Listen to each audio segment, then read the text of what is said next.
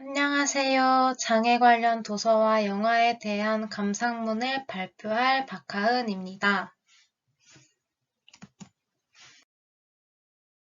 우선 저는 이 과제를 하기 위해 자폐증이라는 장애 영역을 선택하였습니다. 책과 영화를 좀 더 깊이 있게 감상하고자 사전에 찾아본 자폐증에 관한 지식을 잠깐 설명하고 가겠습니다. 자폐 스펙트럼 장애는 아동기의 사회적 상호작용의 장애, 언어성 및 비언어성 의사소통의 장애, 상동적인 행동, 관심을 특징으로 하는 질환입니다. 대개 3세 이전에 다른 또래들과의 발달상의 차이점을 발견할 수 있습니다. 각각의 문제 행동이 광범위한 수준에 걸친 복잡한 스펙트럼을 갖고 있다는 의미에서 스펙트럼 장애라고 부릅니다. 이 때문에 같은 자폐 스펙트럼 아이라도 보이는 모습은 각기 다를 수 있습니다. 이러한 자폐 스펙트럼 장애는 다양한 신경생물학적 원인에서 기인하는 뇌 발달상의 장애로 인하여 발생하는 질환입니다. 대표적인 증상 3가지가 있는데 사회적 상호작용 장애, 의사소통 장애, 행동이나 관심이 한정되고 반복적이며 상동적인 양상을 띠는 것입니다. 그럼 이제 본격적으로 독후감을 진행해 보겠습니다. 책, 영화에 대해 소개한 후 마지막으로 제 전공과 그리고 자폐증과 관련된 그림책을 추천하면서 마무리하는 순서로 진행하겠습니다.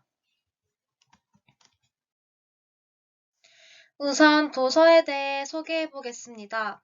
이 책은 교수님께서 강의하시면서 추천해주신 벽을 넘어서라는 책입니다. 이 책은 자폐를 가지고 있는 스티븐 슈어에 대한 내용을 담고 있는 책입니다. 여느 책과 다르게 자폐인이 직접 자신이 살아온 과정을 담고 있습니다. 따라서 자폐의 세계를 더욱 깊이 있게 이해할 수 있고 그가 살아오면서 어떠한 생각을 가지고 살아왔는지 공감할 수 있는 귀중한 책입니다. 저자 스티븐 슈어는 어렸을 적에 자폐증이라는 진단을 받았습니다. 하지만 어머니의 헌신적인 사랑과 주변의 지원, 그리고 자신의 노력을 통해 훌륭하게 성장할 수 있었습니다.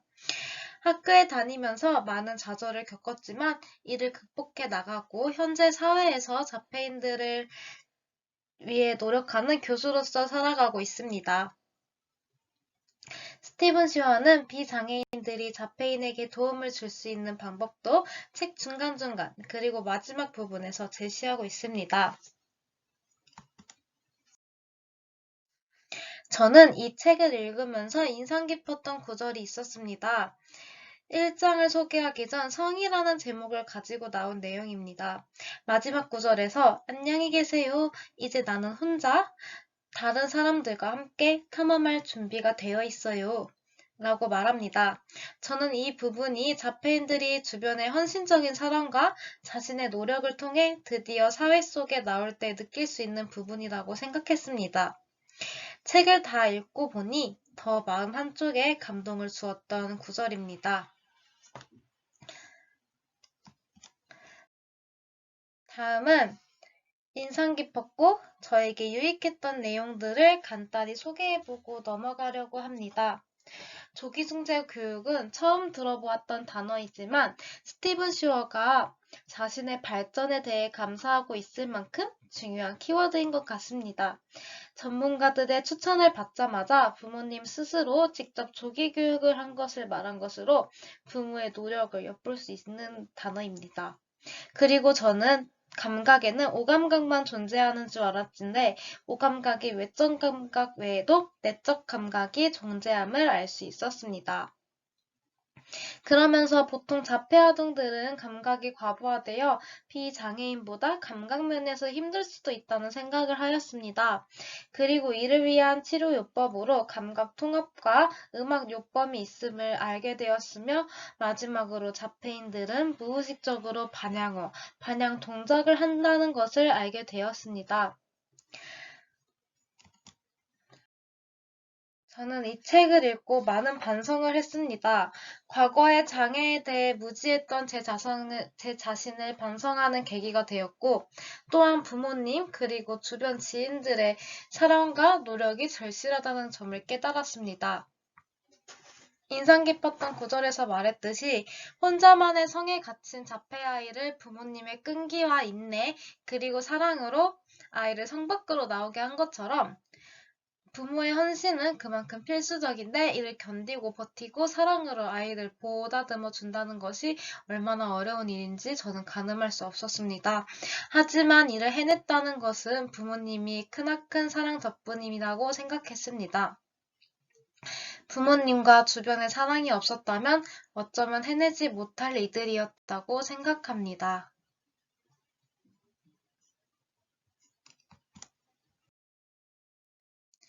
제 평점은 5점 만점에 5점을 주었습니다.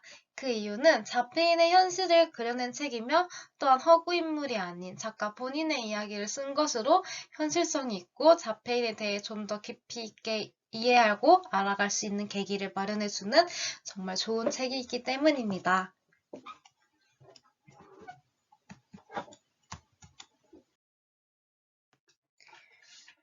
이제 자폐 관련 영화에 대해 소개하고 느낀 점을 말해보려고 합니다. 제가 본 영화 제목은 인생을 애니메이션처럼입니다.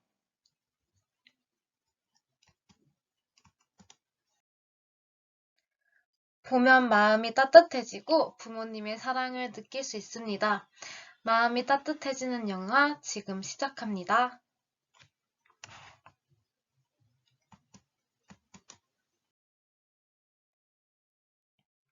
이 영화는 3살 때 말문을 닫은 자폐아 오웬이 디즈니 애니메이션으로 세상을 이해하기 시작하고 그 사실을 안 온 가족이 스스로 디즈니 주인공이 되어 오웬과 만들어낸 마법 같은 기적을 그립니다. 지금껏 본 적 없는 디즈니에 얽힌 특별하고 놀라운 이야기는 한 가족의 사랑과 용기뿐만 아니라 그들이 마주했던 도전과 극복 과정을 통해 관객들에게 희망과 응원의 메시지를 전달합니다.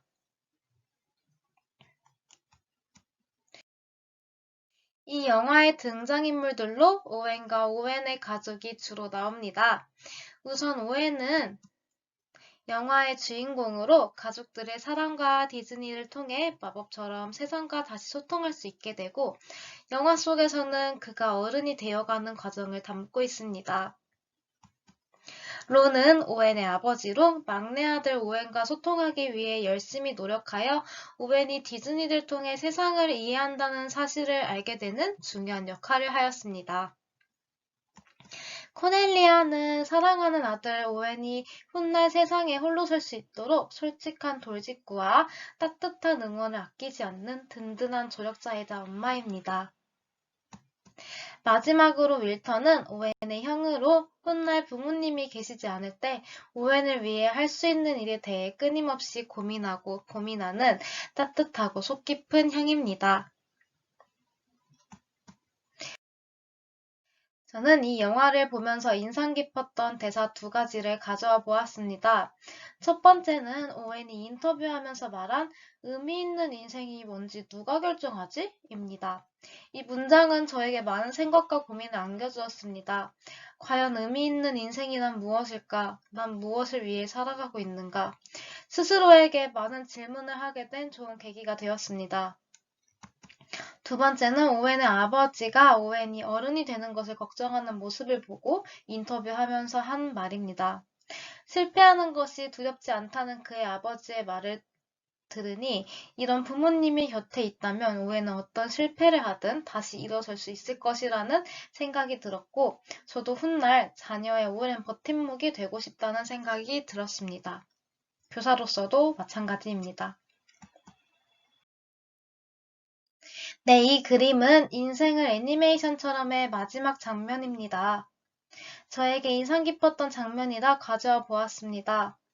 이 장면은 앞으로 오웬이 독립하는 과정이 힘들겠지만 결국은 라이언킹의 주인공처럼 멋진 어른이 될 수 있다는 것을 보여주는 장면입니다. 다큐멘터리라 지루할 줄 알았지만 고전 디즈니 영화 장면들을 교차하면서 영화가 진행돼 더욱더 집중을 하면서 볼 수 있었습니다. 자폐 아들이 학교에 가기 전까지의 과정, 그리고 사회에 적응하기까지의 과정이 무척이나 고되고 어렵다는 것을 알게 되었습니다. 좀 더 자폐아뿐만 아니라 장애인들에게 관심을 가지고 도움을 줄 수 있는 사람이 되어야겠다는 생각을 하게 되었습니다.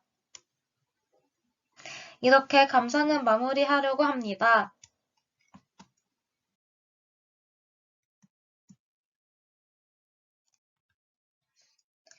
다음은 제가 이 과제를 하면서 접한 좋은 그림책 한 권을 소개해 보려고 합니다.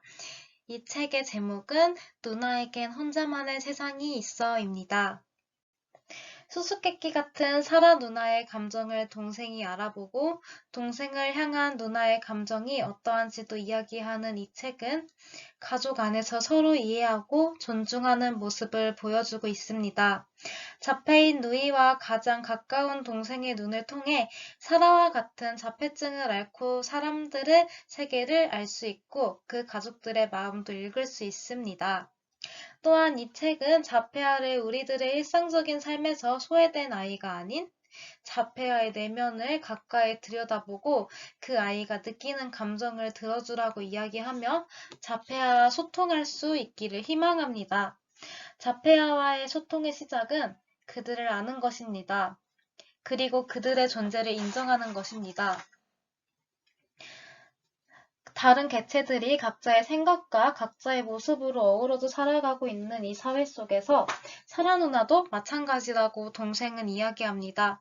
우리와 조금 다르지만 같이 살아가는 존재이고 누나의 세상이 있을 따름이라고 이야기합니다.